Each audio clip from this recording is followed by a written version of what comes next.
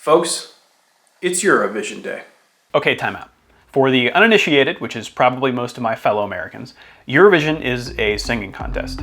Each country in Europe sends one representative with an original piece of music, and they all compete and vote at the end on who has the best song. Millions of people watch it, and it has launched the careers of people like Celine Dion and ABBA. It's also an opportunity for each country to showcase their own definition of what makes an exciting and interesting performance, so that can result in some truly zany things. Naturally, when I discovered that Eurovision was going to be in Kiev the same time I couldn't not take a camera. So let's check in again with Ukraine Drew. I don't know exactly what kind of video I'm going to be able to get. I'm bringing the small camera with me because I don't think they would react too nicely to me having a big professional camera. And I'm also bringing a few other items here. Some snacks, my ticket back here, the Joby, which they probably won't like, but I am definitely going to need because holding a camera like this for too long gets really, really tiring. So actually having the Joby as just a secondary grip would really save my arms and my back. Extra batteries and memory card, and an umbrella in case I do have to walk there or back and it's rainy. I have no idea what the venue's gonna be like. I have no idea what to expect. This is all just a grand experiment, so what do you say we get going? The metro system in Kiev is pretty simple. 2 hryvnias will get you a plastic token good for a ride anywhere. I bought one for the return trip too. Then came my favorite part, the escalator.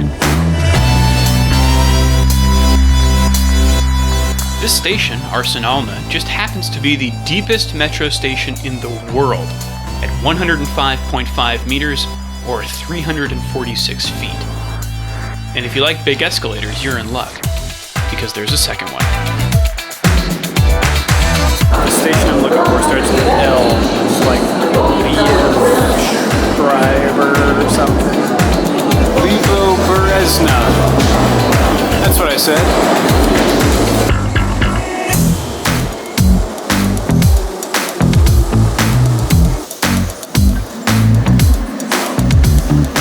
Caution, the doors are closing.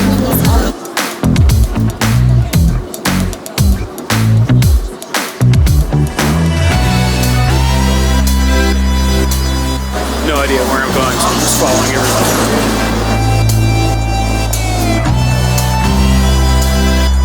The beacon of civilization. 2 cheeseburgers? Have a nice day.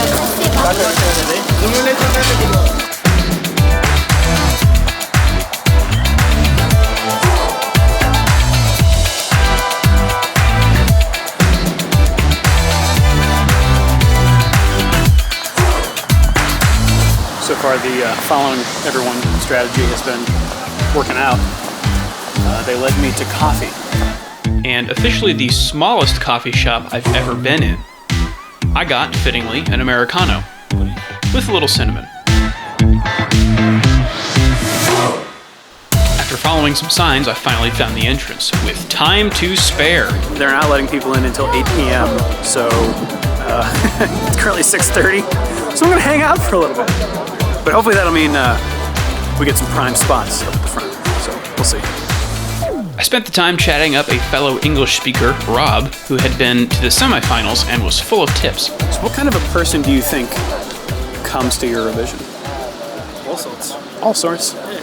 You find a lot of support for their countries. Okay. Whether the song's any good or not, they still support their country. It's just what they do. But it's good, you get into it anyway. Especially in fan zone. It's great. Yeah? Okay. 90 minutes later, we showed our tickets and then jogged to the venue, not wanting to lose our advantage. I mean, I waited in that line, so Right? I'm gonna get the best seat I can. Right?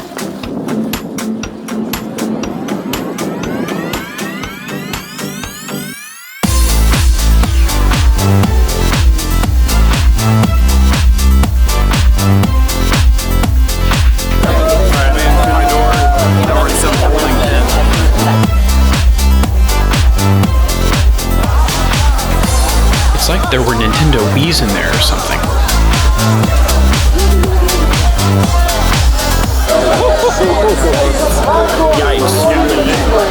Having arrived at another checkpoint, Rob and I strategized about how to get the best spot. Left side of the camera. Yeah, there were like big blocks in the middle and then fence it up, headlights. Everyone will try and run to the right. Yep. Rob with the pro tips. After another 30 minutes, it was time to show our wristbands and ride another human wave.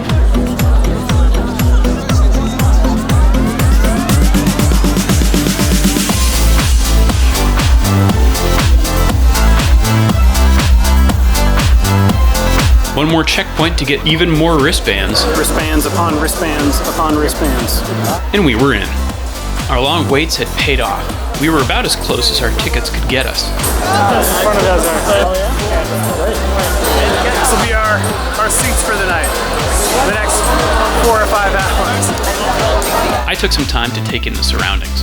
From our vantage point, we had a great view of the stage, the screens that would show the live feed, and even the green room at the back of the arena. Since the fan zone is open seating, pockets of patriotism formed in the crowd, including around me. We've got Drew. Hi. Nice to meet you. Honorary Australian for today. That's right, yeah, honorary Australian. As the stadium filled up, a DJ kept everyone occupied until it was time to meet my favorite performer of the night, the show's director. Flags up, good. That time is way too high. Sorry. Of course we have pyro, we have wind, we have fog, we have all these effects, but also need your help with one effect, which is the mobile flashlight. In certain songs we need you to help us with that. It's the entry number 2, Poland. It's entry number 10, Denmark. It's Portugal out on B stage. We also want everybody to be very, very quiet before we start that song.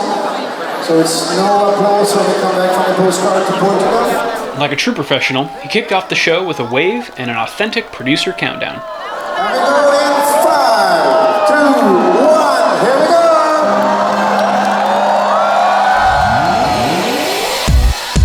The singers then made their entrances and the show started for real. It was cool to see the performances in person, but I was most impressed by what you don't get to see on TV. Mainly the roadies, who have to contend with breaking down and setting up each performer's set. And there were some impressive sets. Some acts even came with their own effects, like wind machines, spark showers, and of course, fire. I can feel the pyro from here. The camera setup was no less impressive. The massive jib to our left was busy the entire show, flying over the audience at lethal speeds. A wire cam performed similar acrobatics. And then, of course, the boots on the ground.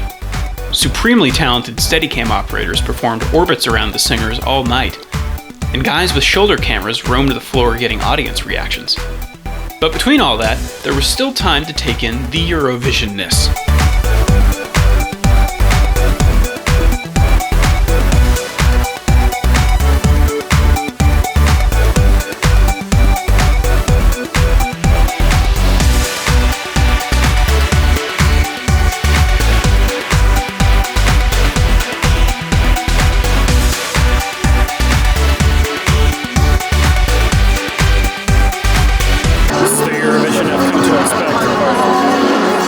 But for all the pageantry, I think my favorite part was seeing the few seconds before the performers went on, waving to fans, fixing their hair, or shaking out nervousness.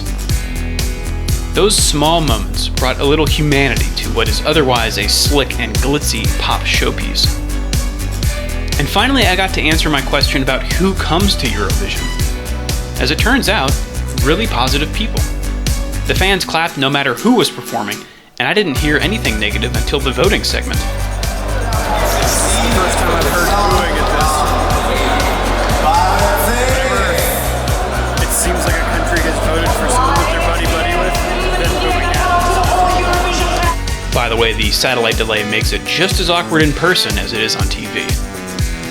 Still, actually being there in the audience for the final vote was great. So, the country that got the second highest score with 301 37 points is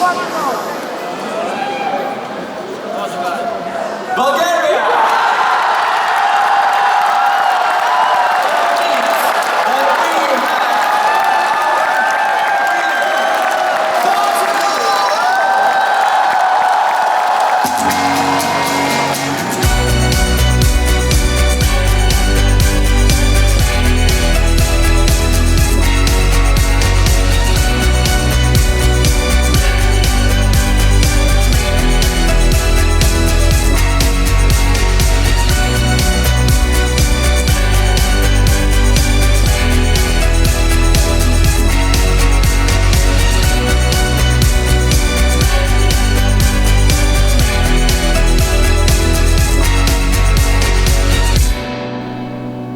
And just like that, 4 hours later, it was over.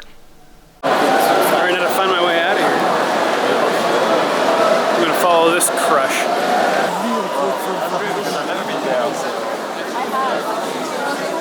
Alright, I don't know how much battery life I have left, so I'm gonna sign it off here.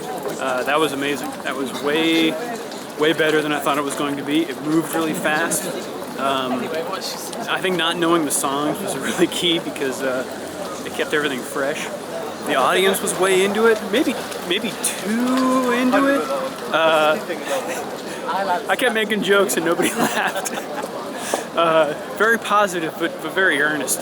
I really enjoyed myself. If you have the chance to go to Eurovision, it's quite a treat. Maybe it'll give you a sense as to what you can expect if you go on your own Eurovision quest. So, good evening Kiev, good evening Europe, and good evening world. Cloth Map, signing off.